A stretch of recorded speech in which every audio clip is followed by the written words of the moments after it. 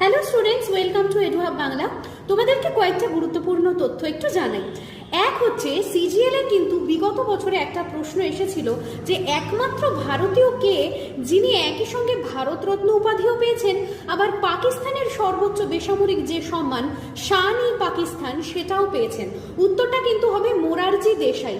তিনি ছিলেন একমাত্র ভারতীয় যিনি কিন্তু 1990 সালে শান-ই-পাকিস্তান এবং 1991 সালে ভারতরত্ন উপাধিতে কিন্তু ভূষিত হয়েছেন। আর অভারতীয় হিসেবে কিন্তু দুজন ব্যক্তিত্ব আছেন যারা কিন্তু ভারতের বাসিন্দা না হয়েও ভারতরত্ন পেয়েছেন। তাদের মধ্যে প্রথম হচ্ছেন খান আব্দুল গাফফার খান এবং দ্বিতীয় হচ্ছেন নেলসন ম্যান্ডেলা। এই তথ্যগুলো তোমাদের কিন্তু কাজে লাগবে, কারণ এই জায়গাগুলো থেকে প্রচুর প্রশ্ন এসএসসির পরীক্ষাতে আসে।